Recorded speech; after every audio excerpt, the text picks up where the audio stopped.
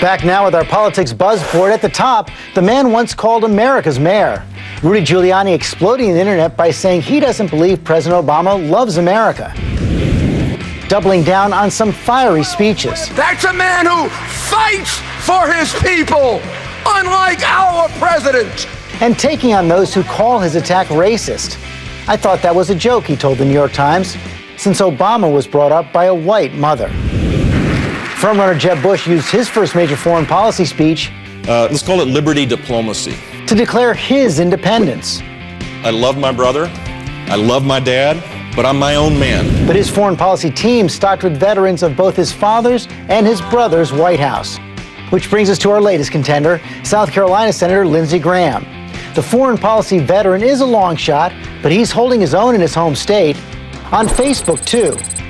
And on his first trek to Iowa this week, Graham made this pledge. This campaign is going to be fun. It's going to be challenging. We're going to give honest answers to hard questions. And Senator Graham joins us now. Thanks for joining us again, Senator. Okay, honest answers to tough questions. Do you really think you can win the Republican nomination?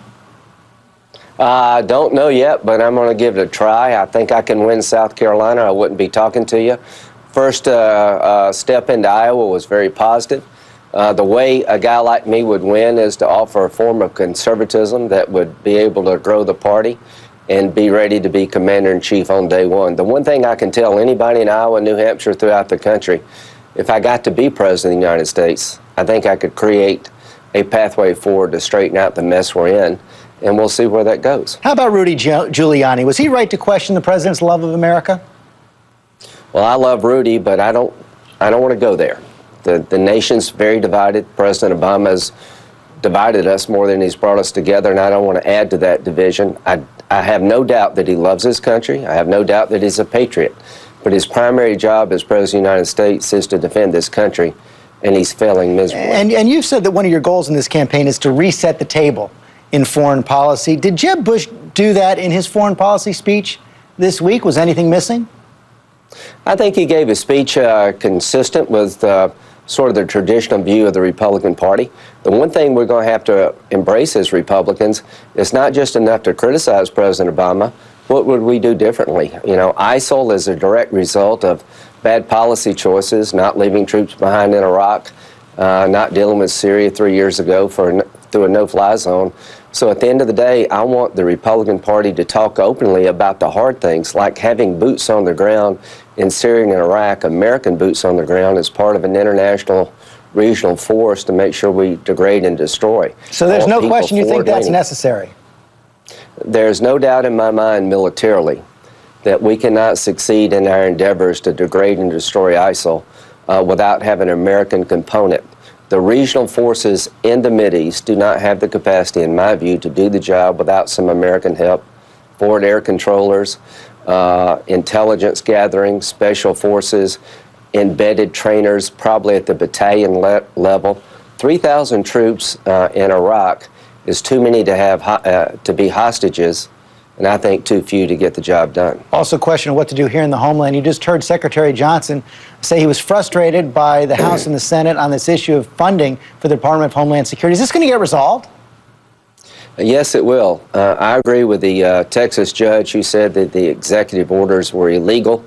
I hope Republicans will come together and back the court case, file a friend of the court brief with the court, and fund DHS. I am willing and ready to pass a DHS funding bill and let this play out in court. The worst possible outcome for this nation is to defund the Department of Homeland Security, given the multiple threats we face to our homeland, and I will not be part of that. Okay, you won't be, but can you get it through the House? Time will tell. I hope my House colleagues will understand that our best bet is to challenge this in court, that if we don't fund the Department of Homeland Security, we'll get blamed as a party. And to anyone who is watching the world as it is, I've never seen more terrorist organizations with more safe haven, with more money, with more capability to strike the homeland than I do today, and that's a direct result of a failed foreign policy by President Obama. And the worst thing to do is add gasoline to the fire by having the Republican Party defund the Department of Homeland Security. One final question about this potential presidential run. There's been some polling in South Carolina this week, as I showed earlier. You're leading the pack. But they also asked, should you run for president? And 58% of South Carolina registered voters said no. Why are the people who know you best weighing in against a run?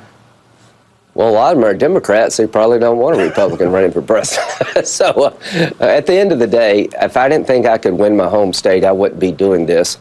But I'm trying to run a campaign, if I decide to run, that will focus on securing this nation. The PAC is called Security Through Strength. We've got to have a forward-leaning presence. We've got to have lines of defenses over there so the war doesn't come here. And when it comes to our $18 trillion national debt, somebody has got to get Republicans and Democrats in a room and do what Ronald Reagan and Tip O'Neill did to do with our entitlement problems, fix immigration rather than yell about it. I think I've got a record that shows I'm willing to work with Democrats. And when it comes to foreign policy, I've been more right than wrong the last 3 years, and I've never been more worried about my country than I am today in terms of radical Islam. And yes, it is radical Islam. People in Iowa understood radical Islam is the source of the problem here. They've adopted a theory of religion that's 1,000 years old, that requires a worldwide caliphate that will purify the Islamic religion, kill or convert every Christian and Jew and vegetarian in their way, and they're not going to stop unless somebody stops them. And we need to get this right. Senator Graham, we'll see you on the trail. Thank you.